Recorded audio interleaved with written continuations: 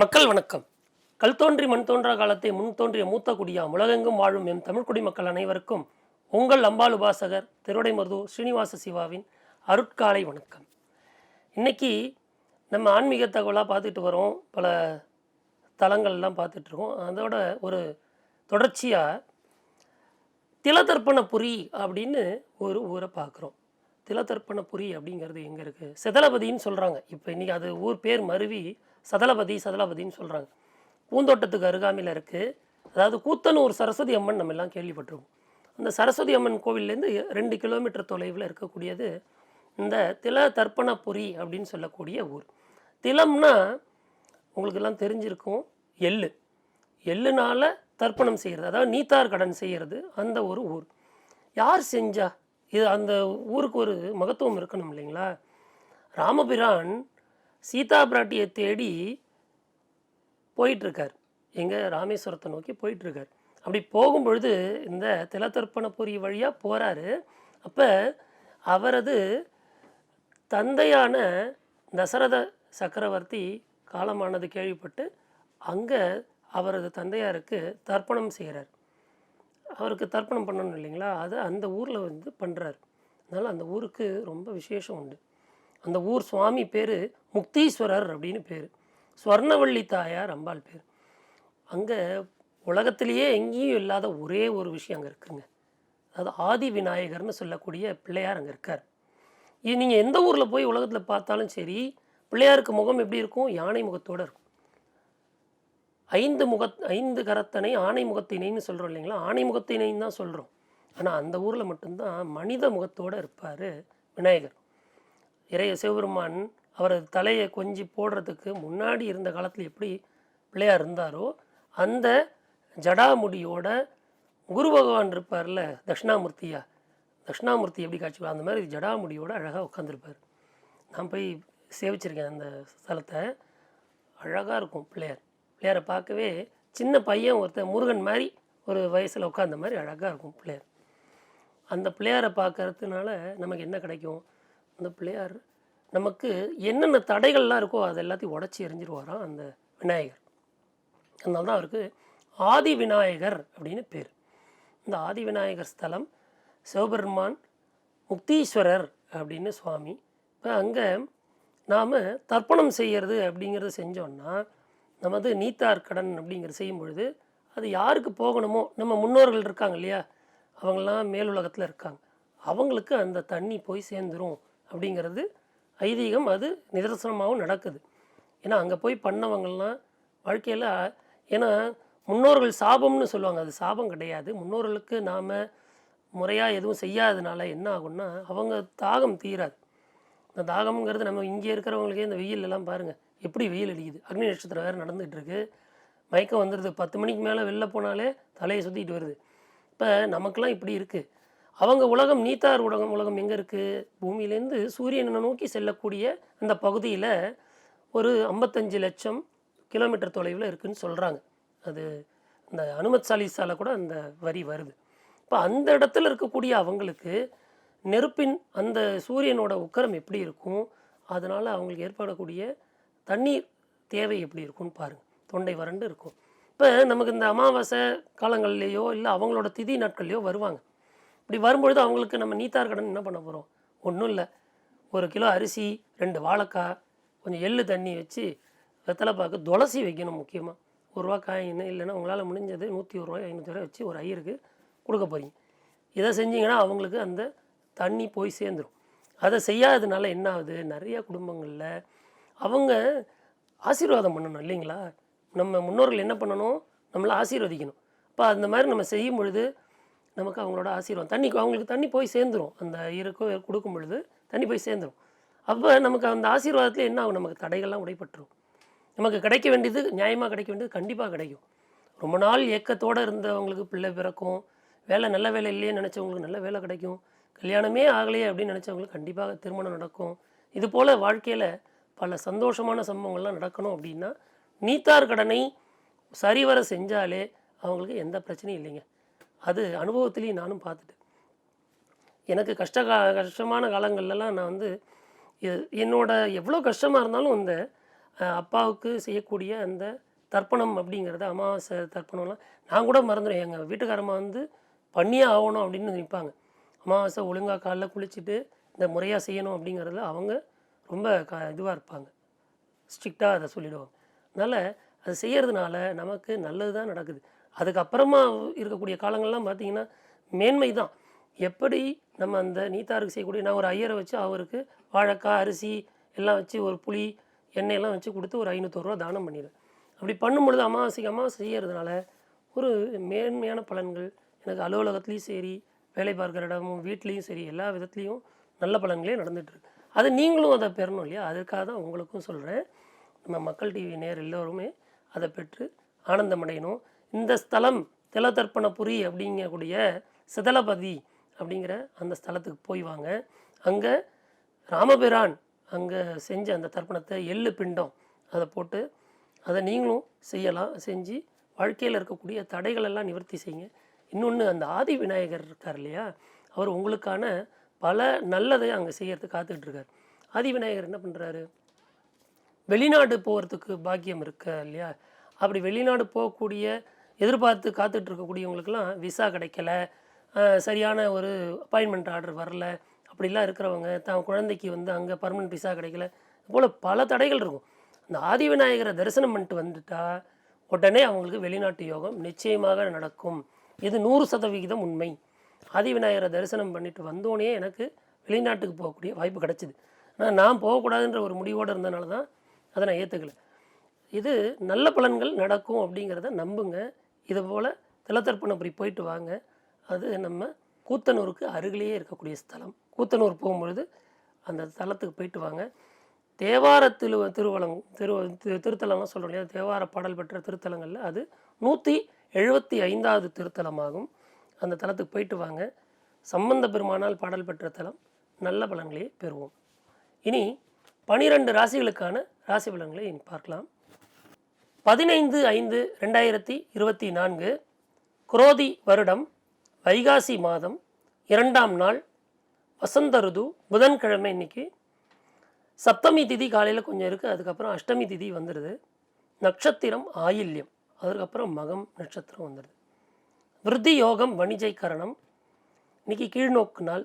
அதனால் கீழ்நோக்கு நாளில் என்ன செய்யணுமோ அதெல்லாம் செய்யலாம்.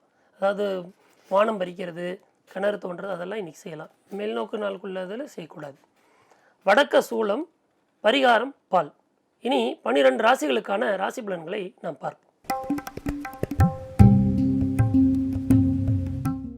மேஷ ராசி அன்பர்களே, மேஷத்தை பொறுத்த வரைக்கும் சந்திரன் நாளில் இருக்கார். நாளில் சந்திரன் இருக்கிறதுனால பெரிய அளவில் பாதிப்புலாம் ஒன்றும் கிடையாது. ஏன்னா தனவாக்கு குடும்பஸ்தானமாகி 2ஆம் இடத்துல குரு பகவான் இருக்கார். உங்களுக்கு பல விதத்துலேயும் நல்ல பலன். இது நாள் வரைக்கும் இருந்த தடை தாமதங்கள்லாம் உடச்சி எரிஞ்சு அடுத்த நிலைக்கு உங்களை கொண்டு போகிறார். ஏன்னா நீங்கள் உங்கள் மகன் மகளுக்காக வரன் பார்த்து அலைஞ்சிக்கிட்டு இருந்திருப்பீங்க. அவங்களுக்கு ஒரு சரியான திருமணம் நடக்கலையே அப்படின்னு ஏங்கிட்டு இருந்திருப்பீங்க. இல்லை வேலைக்காக காத்துட்ருக்கக்கூடிய உங்கள் மகளுக்கு வேலை கிடைக்கிறதோ, இல்லை படிப்பு மேற்படிப்பு படிக்கணும் அப்படின்னு இருக்கக்கூடிய உங்கள் பிள்ளைகளுக்கெல்லாம் இப்போ அதற்கான வாய்ப்பு தேடி வரப்போகிறது. மேஷராசி அன்பர்களின் குழந்தைகளோட எதிர்காலம் சீரும் சிறப்புமாக இருக்கும் இந்த நாளில். அது உங்களுக்கு மனசுக்கு ஒரு நிறைவை கொடுக்கும். அதனால் சாந்தமாக இருங்க. ஒரு பெரிய அளவில் படபடப்பு டென்ஷன்லாம் ஆகாமல் எல்லாத்தையும் எளிமையாக அணுகுங்க. உங்களுக்கு நல்லது மட்டுமே நடக்கும். ஏன்னா எல்லா கிரகமும் உங்களுக்கு நல்லது செய்யறதுக்காக காத்துட்ருக்கு. நவகிரகங்களும் எதுவுமே உங்களுக்கு கெட்ட இடம்னு சொல்லக்கூடிய பகுதியில் இல்லை. 12ல் இருக்கக்கூடிய ராகு செவ்வாய் வந்து பெரிய அளவுக்கு ஒன்றும் கெடுதல்லாம் செஞ்சிடாது. நான் குரு பகவானோட பார்வை பலம்லாம் உங்களுக்கு நல்லதை செய்ய காத்துக்கிட்டு இருக்கு. இந்த நாள் சாந்தமாக இருங்க. நல்ல ஆரோக்கியத்தோட நல்ல வாழ்வு இன்னைக்கு வாழ். ரிஷபராசி அன்பர்களே, ரிஷபத்துக்கு ராசியிலே இருக்கக்கூடிய குரு பகவான் ஜென்ம குரு. அது வந்து பாதிப்பெலாம் ஒன்றும் இருக்காது, பயப்படவும் தேவையில்லை. ஆனாலும் அவரோட பார்வை பலம் வந்து உங்களுக்கு பல விதத்தில் நன்மையை செய்யும். கொஞ்சம் உடல் அசௌகரியங்கள்லாம், அதாவது நேரங்காலம் பார்க்காம உழைப்பீங்க. அந்த நிலைமை இப்போ நிச்சயமாக ரிஷபராசிக்காரங்களுக்கு இருக்குது. 3ஆம் இடத்து சந்திரன். அதனால் சகோதர சகோதரிகள்கிட்ட ஒரு இணக்கமான சூழ்நிலையை கடைப்பிடிங்க. டக்குன்னு அவங்கள எடுத்தறிஞ்சு பேச வேண்டாம். என்னதான் இருந்தாலும் அந்த என்ன சொல்லுவாங்க, நீர் அடித்து நீர் விலகாது அப்படிங்கிற மாதிரி அவங்களெல்லாம் விட்டுட்டு நீங்கள் ஒரு விஷயம் செஞ்சீங்கன்னா அது அந்த அவங்களோட சாபத்துக்கு ஆளாகிற மாதிரி ஆகிடும். அவங்க மனக்குறையே நமக்கு சாபமாக வந்து அமையும். அதனால் யாரும் நம்மால் மனக்குறை அப்படிங்கிறது படக்கூடாது. எல்லாரும் மன நிறைவோடு இருக்கணும். அதற்கு நாம் நம்மால் ஆன உதவியை செய்யணும், கைங்கரியத்தை செய்யணும். விரயங்களை தவிர்க்க முடியாது. இன்றைக்கி கொஞ்சம் பொருள் விரயம் ஏற்படும். அதை நல்ல விதத்தில் செயல்படுத்தினீங்கன்னா நல்ல பலனே அமையும். ராசியாதிபதியும் புதனும் 12ல் மறைஞ்சிருக்காங்க. அதனால் சொன்னேன். மிச்சப்படி பெரிய அளவில் இழப்போ பாதிப்போ எதுவும் இருக்காது இன்றைய நாள். மிதுன ராசி அன்பர்களே, அஷ்டம சனி விலகி அருமையான பாவத்தில் சனி பகவான் சஞ்சரிக்கிறாரு. சந்திரன் 2ஆம் இடத்துல சஞ்சரிக்கிறதுனால மிகுந்த நற்பலன்கள் உங்களுக்கு நடக்கும். உங்கள் ராசிக்கு 12ஆம் இடத்துல குரு பகவான் இருக்கார். அதனால் விரயங்கள்ங்கிறது ஏற்படும். ஆனால் சுப செலவுகளாக அதை மாற்றிக்கணும். நம்ம எப்போதுமே குரு பகவான் 12ல் இருக்கும் பொழுது செலவு நிறையா இருக்கும்.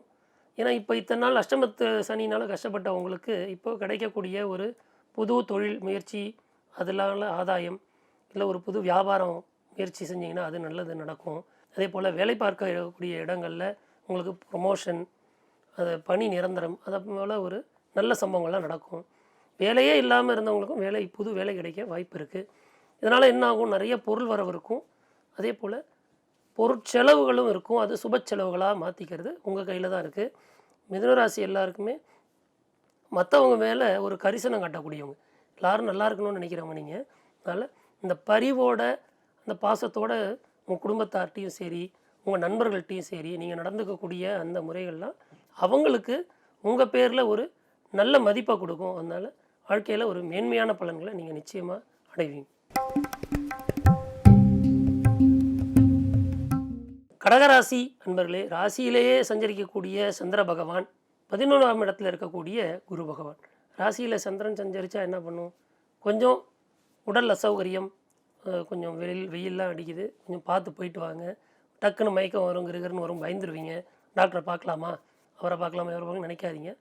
கொஞ்சம் இன்றைக்கி சந்திரன் ராசியில் சஞ்சரிக்கிறதுனால கொஞ்சம் உடல் அசௌகரியங்கள்லாம் நிச்சயமாக இருக்கும்.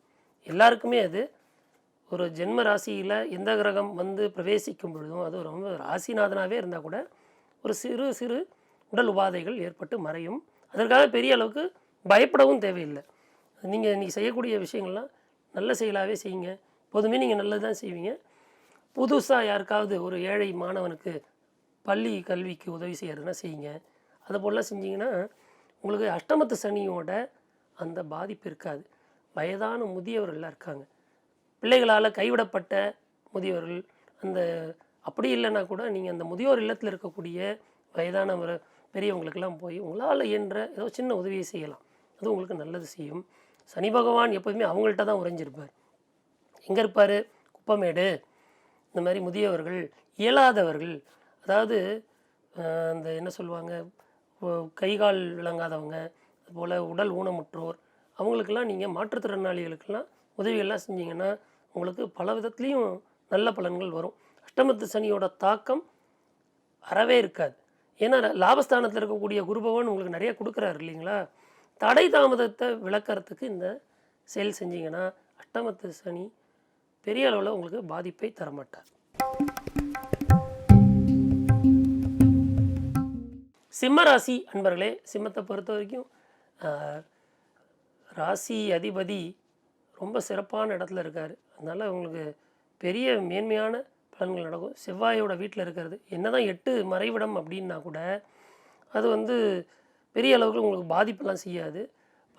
10ஆம் இடம் வந்து தொழில் ஸ்தானத்துக்கு உரிய இடம்னாலும் பாதிப்பெல்லாம் இருக்காது. அது நல்ல பலன்களை உங்களுக்கு கொடுத்துட்ருக்கும். ஏன்னா 10ஆம் இடத்துலையே குரு பகவானும் அங்கேயே செஞ்சிருக்கிறார். அதனால் தொழில் பணிபுரிகிற இடத்துல உங்கள் விவாதங்கள்லாம் வரும், காரசாரமான விவாதம் வரும். மேலதிகாரிக்கும் உங்களுக்கு கீழே பணியவங்களுக்கும் உங்களுக்கும் விவாதங்கள் வரும். அதில் பெரிய அளவில் நீங்கள் பங்கெடுக்கக்கூடாது. இதையாக விட்டுட்டு போயிடுங்க. எல்லாம் நமக்கு பின்னாடி ஒரு நல்ல காலம் வரும்னு நினச்சிட்ருங்க. அப்படி நீங்கள் போகும்பொழுது உங்களுக்கு ஒரு புகழ் உங்களை வந்து சேரும், பேரும் புகழும் கிடைக்கும். அப்பா அவர்கிட்ட போய் பேசினா ஏதோ தாட் போட் தஞ்சாவூர்னு உதவுவார்னு நினச்சோம், பரவாயில்லப்பா அமைதியாக போயிட்டார்ப்பா, நல்ல பாஸ் தான் நமக்கு அப்படின்னு சொல்லிட்டு உங்களுக்கு ஒரு புகழ் கிடைக்கும். நீங்கள் ஏதாவது சாதாரண ஒரு வார்த்தை சொன்னால் கூட இந்த சமயத்தில் அவங்கள வந்து ஏன் ஒழுங்காக பண்ண மாட்டேன்னு கேட்டாலே அவங்களுக்கு பெருசாக அது போயிடும். அதனால் விவாதங்களை தவிர்ப்பது சிம்மராசிக்காரங்களுக்கு நல்ல பலனே கொடுக்கும். புகழும் பேரும் இன்றைக்கி கண்டிப்பாக கிடைக்கும். என்ன தான் வந்து 10ஆம் இடத்துல குரு பகவான் சஞ்சாரித்தாலும் புகழை கெடுக்கக்கூடிய விதத்தில் அவர் அமைஞ்சிருந்தாலும் இன்றைக்கி இருக்கக்கூடிய சந்திரனோட சஞ்சாரம் உங்களுக்கு நல்ல பலன்களே தரும். கன்னிராசி அன்பர்களே, கன்னிராசிக்கு 11ஆம் இடத்துல சந்திர பகவான் சஞ்சாரம் பண்ணுறார்.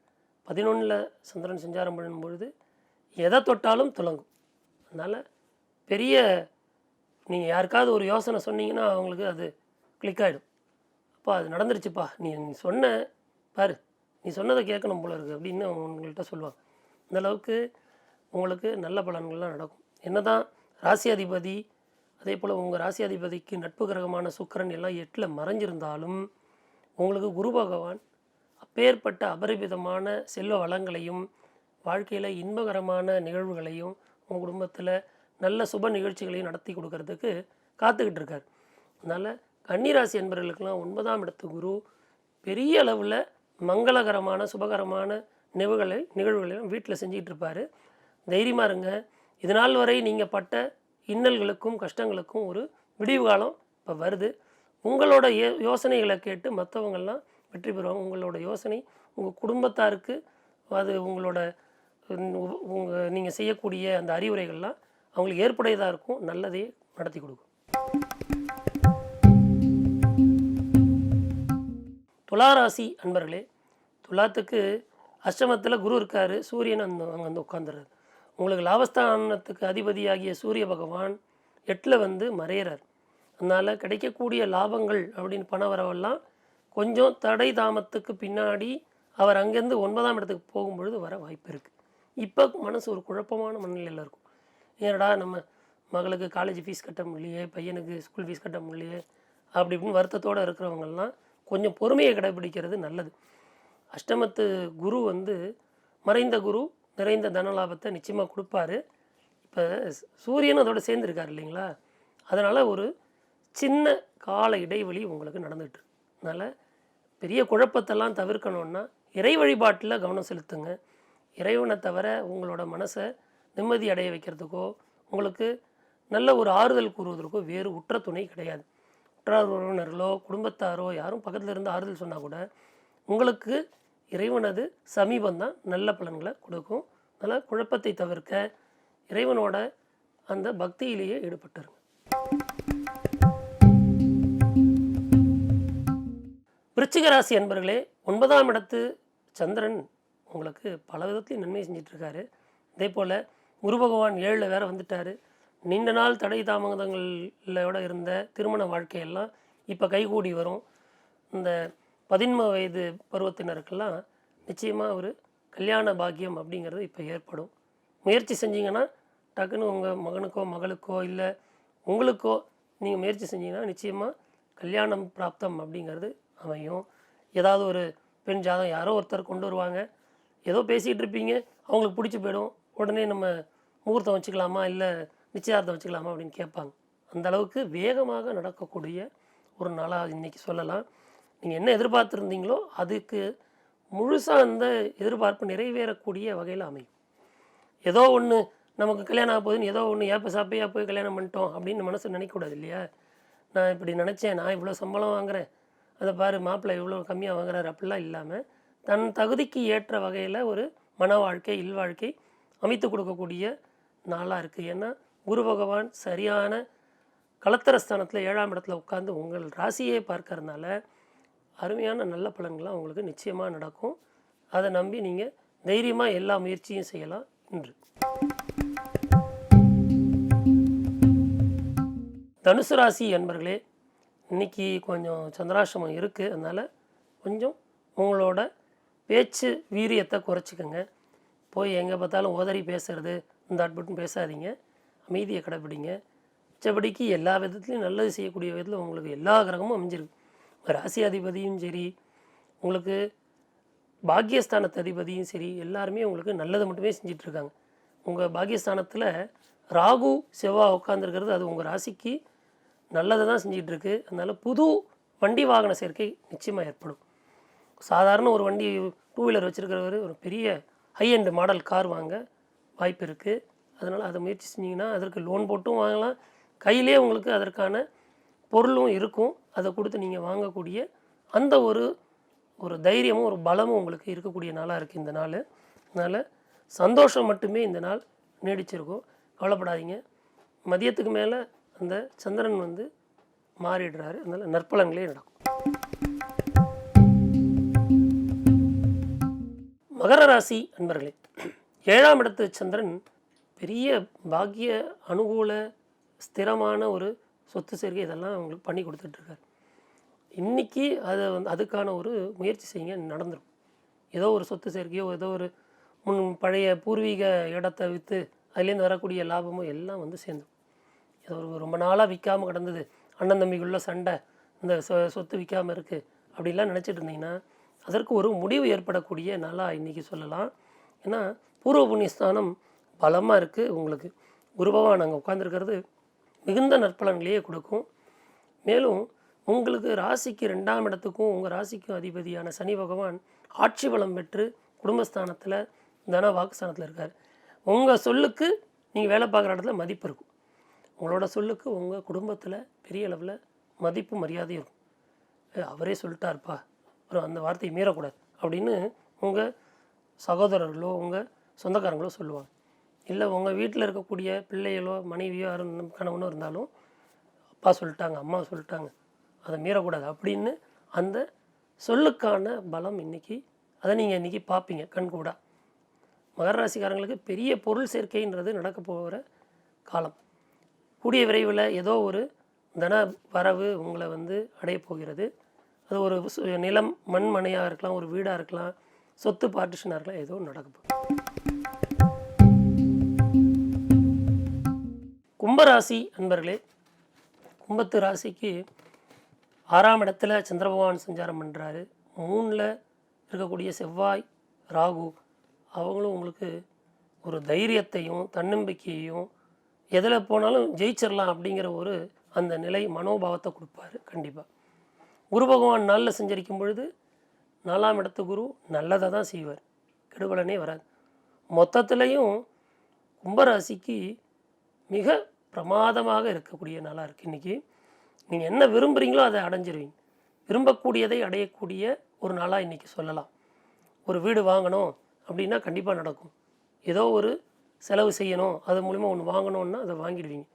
குழந்தைகளுக்கு ஒரு சீட்டு வாங்கணும், மெடிக்கல் காலேஜ் சீட்டு வாங்கணும்னா கண்டிப்பாக கிடச்சிரும். நீங்கள் அதை போல் முயற்சி செய்யக்கூடிய நாளாக இதை சொல்லலாம்.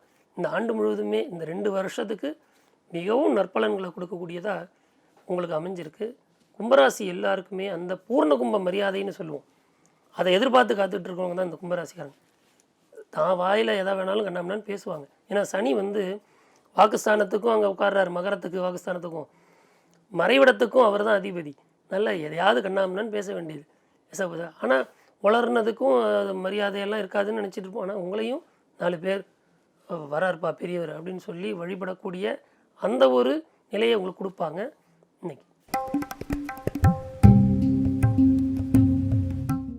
மீனராசி அன்பர்களே, 5ஆம் இடம்னு சொல்லக்கூடிய பூர்வ புண்ணிய ஸ்தானத்தில் சந்திரன் சஞ்சாரிக்கிறாரு. ராசியிலே இருக்கக்கூடிய ராகு செவ்வாய் பெரிய அளவில் உங்களோட இழப்பெல்லாம் ஈடுகட்டக்கூடிய ஒரு நிலையை இப்போ உங்களுக்கு தந்துட்டுருக்காங்க. அதே போல் உங்கள் ராசி அதிபதி தைரிய வீரிய ஜெயஸ்தானத்தில் இருக்கார், சகோதர ஸ்தானத்தில் இருக்கார். சகோதரர்களால் கண்டிப்பாக உங்களுக்கு நற்பலன்கள் ஏற்படும். இன்றைக்கி மேன்மையான பலன்கள் நீங்கள் அதிகமாக எதிர்பார்க்கலாம். ஏதோ ஒரு வேலையில் இருக்கீங்க, அடுத்தது ஏதாவது ஒரு எக்ஸாம் எழுதி பாஸ் பண்ணால் இன்னொரு ப்ரொமோஷன் கிடைக்குமே அப்படின்லாம் நினச்சிட்டு இருந்தீங்கன்னா நிச்சயமாக அது நடக்கும். ஒரு கல்லூரியில் பணிபுரியுறீங்கன்னா அப்படின்னா அடுத்தது ஒரு மேலே படித்தா இன்னொரு ஒரு பெரிய பொசிஷன் போகலான்னா அந்த ஒரு நிலை இன்றைக்கி நடக்கும். மேன்மையான பலன்களை எதிர்பார்த்து காத்துட்ருக்கலாம். அதற்கான முயற்சிகளை செய்யுங்க. முயற்சிகள் எப்போதுமே திருவினையாக்கும். அதை நம்பி அதில் இறங்கலாம். நீங்கள் பழைய கடன்லாம் எதுவும் வசூலாகாமல் இருந்தால் இன்றைக்கி போய் கேட்கலாம். அது கண்டிப்பாக உங்களுக்கு அந்த பொருள் வரவு வந்து சேரும். இந்த நாள் 12 ராசிகளுக்கான ராசி பலன்களை இன்று பார்த்தோம். மீண்டும் நாளைய ராசி பலன் நிகழ்ச்சியில் சந்திக்கும் வரை உங்களிடமிருந்து விடைபெறுவது உங்கள் அம்பாள் உபாசகர் திருடைமருதூர் ஸ்ரீனிவாச சிவம். நன்றி, வணக்கம்.